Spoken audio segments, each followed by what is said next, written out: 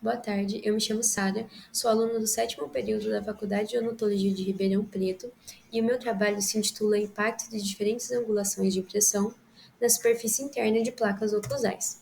As placas oclusais ou dispositivos interoclusais são comumente indicados para o tratamento de DTMs e bruxismo, podendo ser obtidos a partir da tecnologia convencional ou da tecnologia CAD/CAM. Na tecnologia convencional, temos o uso de resina acrílica termopolimerizável convencional à base de polimetilmetacrilato ou PMMA para a obtenção dessa forma final. Já na tecnologia CAD/CAM, ela é um método assistido por computador, tendo dois subtipos: a manufatura subtrativa e a manufatura aditiva. Na manufatura subtrativa, nós temos a fresagem de blocos pré-fabricados até a obtenção da forma de interesse. E na manufatura aditiva, nós temos a fotopolimerização camada por camada de uma resina em consistência fluida. Uma das variáveis da manufatura aditiva é o ângulo de impressão, que pode influenciar no tempo de impressão, na sustentação pelos apoios, no volume de material necessário e nas características finais do produto. Sendo assim, o objetivo do nosso trabalho foi avaliar a influência de diferentes ângulos de impressão, sendo 0, 45 e 70 graus, na exatidão de placas oclusais obtidas por impressão 3D, utilizando como referência o desenho digital de uma placa oclusal. A seleção da nossa resina de impressão foi por meio de impressão 3D foi por meio de um estudo anterior, onde comparamos o módulo de elasticidade dinâmico de diferentes resinas de impressão 3D com a resina acrílica termopolimerizável clássico. Percebemos então que a resina Cosmos Splint da marca Yller obteve o maior módulo de elasticidade e o menor desvio padrão dentre as resinas de impressão, sendo então a nossa escolhida. Abaixo, na segunda tabela, podemos ver os parâmetros de impressão determinados pelo fabricante Yller. Esses parâmetros serão utilizados para a nossa confecção das placas oclusais impressas. Inicialmente, um manequim dentado da marca Mon foi escaneado, e o STL obtido foi exportado para o programa Exocad. Nesse programa, podemos desenhar a placa oclusal e obter então a nossa malha de referência. Esse desenho foi exportado para o programa Stubox, onde foi realizado o fatiamento e posicionamento dos apoios. O STL então foi exportado para a nossa impressora 3D e as impressões seguiram os parâmetros determinados pelos fabricantes. Ainda na mesa de impressão, as placas oclusais foram limpas em banhos com álcool isopropílico sob agitação, passaram pelo processo de secagem em temperatura ambiente e foram para a cabine de pós-cura para passarem pelo processo de pós-cura em diferentes comprimentos de onda.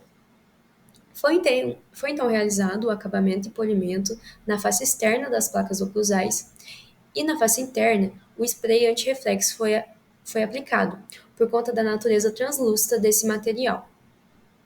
A digitalização ela aconteceu em scanner de bancada de luz azul, idêntica à T500 da Medit.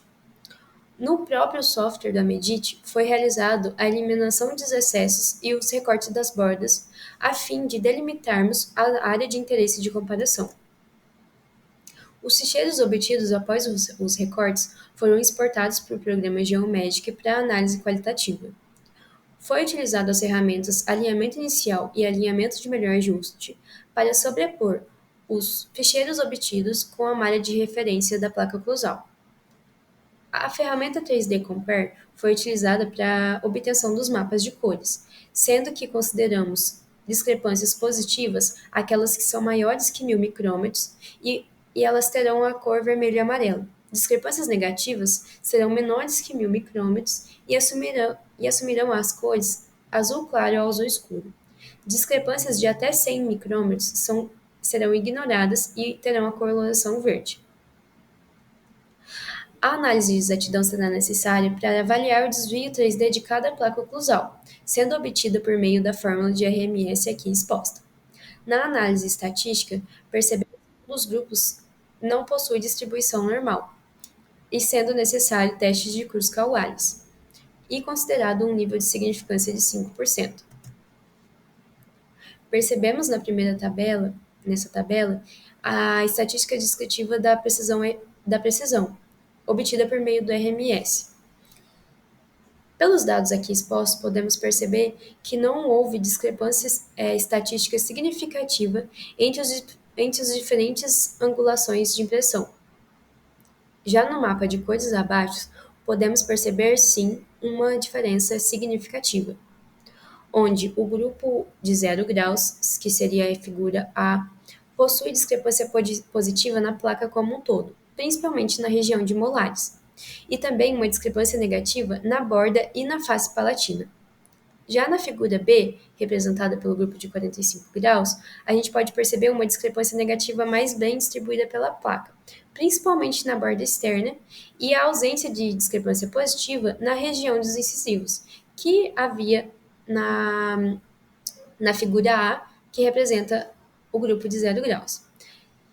Já na figura C, que representando o grupo de 70 graus, a gente percebe que as discrepâncias elas são igualmente distribuídas e possuem uma menor alteração dimensional nas bordas. Com isso, a gente pode concluir que a alteração da angulação na impressão de placas oclusais não influenciou a exatidão, uma vez que não foram encontradas diferenças estatísticas significativas entre os grupos 0, 45 e 70 graus.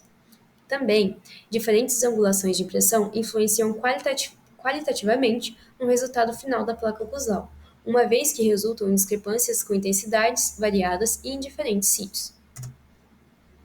No QR Code eu deixo as referências utilizadas nessa apresentação, deixo também o meu e-mail para qualquer contato. Eu acho importante também eu agradecer à Universidade do Porto, que me deu a oportunidade de realizar essa pesquisa. Agradeço pela atenção e obrigada.